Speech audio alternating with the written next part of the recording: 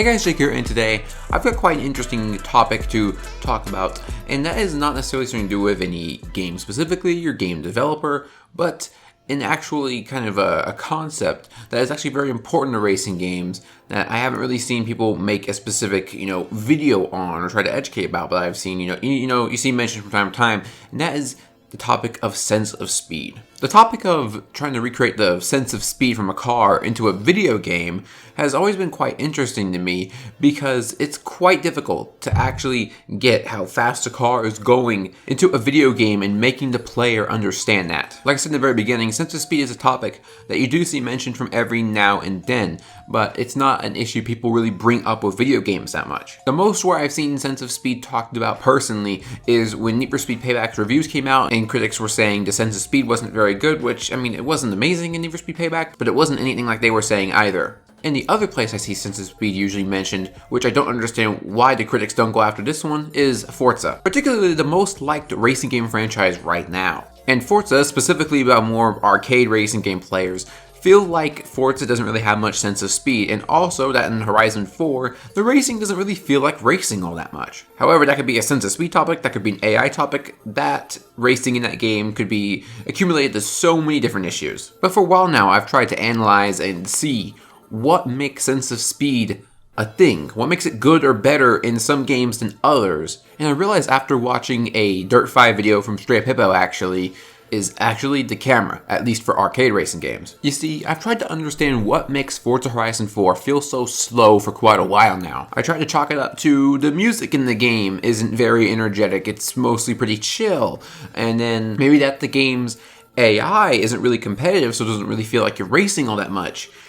But at the end of the day, none of my theories really work that well with Forza Horizon 4, and I think it all comes down to the camera position. Forza's camera is so high up on the car, and the camera doesn't really move all that much, and believe it or not, camera movement is actually what creates sense of speed in many racing games, specifically something like Shift 2 Unleashed. It features this pretty unique helmet camera, which is supposed to simulate the G-forces and the feeling of braking and then your head hitting the seat of the car. Which I can attest for that being a very real thing because I've driven fast go-karts in real life, and that's a very true thing with those kind of vehicles. So imagine driving a high-powered GT3 car. And on the outside camera kind of things, DRIVECLUB tries to do the same thing as well with its camera movement. And in general, with cameras and games, you can rely on sense of speed counting on three things to do with the camera. 1, amount of it shaking or moving. 2, the field of view.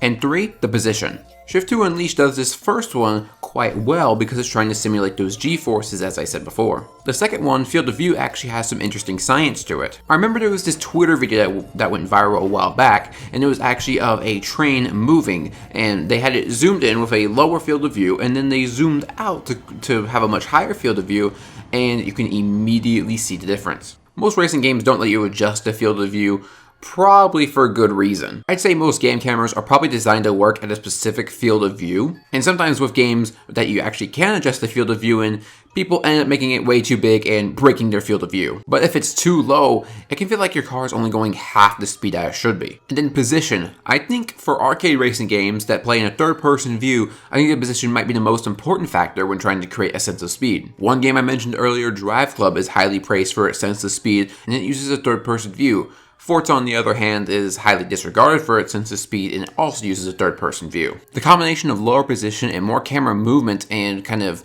representing when you're braking and how hard you're braking really makes you feel like you know how fast your car is going. And now, there can be downsides to this as well. I think Need for Speed Shift 2's crazy camera definitely makes it harder to play on top of its strange physics. And I think the same exact thing applies for DRIVECLUB. But this doesn't mean that I don't think Forza has a sense of speed problem or that they shouldn't change it, because I think Forza definitely needs to improve on that front. Now, I mentioned that there are multiple kinds of ways racing games actually simulate sense of speed, and the other one is feedback. More specifically, force feedback. Now, the reason racing games try to use so much of the camera is because it's pretty much all they can do, or at least most of what they can do. When you're driving a digital car with a controller, there's just a simple vibration motor. There's not much telling you what's going on the road or how heavy or light your car is. And in relation with Need for Speed Shift 2, I have seen some conversation points saying that Shift 2 is actually the best racing simulator because it tries to simulate the action of racing and not really physics. And I usually see this argument from people who haven't played racing simulators. And on the surface level, I think it's definitely an interesting point. A lot of streams and a lot of videos and just little pop-ups of what you'll see of sim racers usually end up looking something like this.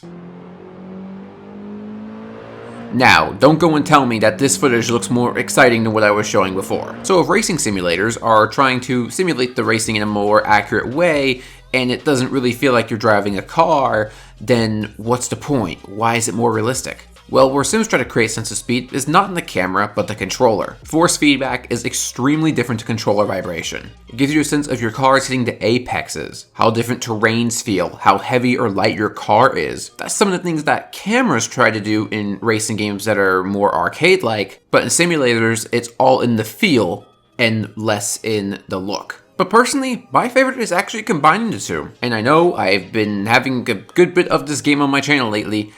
Project Cars 2 actually has the same helmet cam from Need for Speed Shift 2. It's not the exact same, but it's like 90% the same. And the game plays much better with a wheel than a controller, and to me, it's pretty much a true sim, just like Assetto Corsa is. And Project Cars 2 personally gives me one of my favorite racing experiences because you have the really nice force feedback, giving you all that information, and you have the cool action-like camera. Personally, it's my favorite way to race using a sim, at least for now.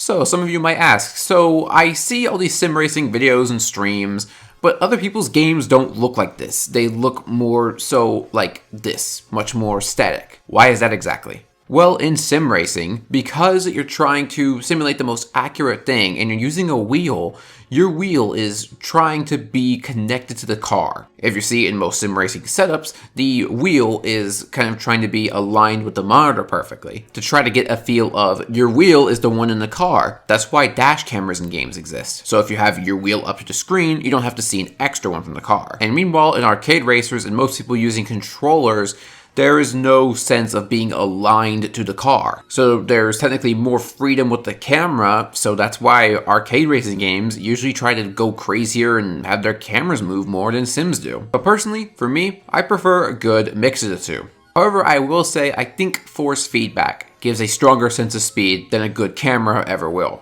But I don't think that makes the camera unimportant.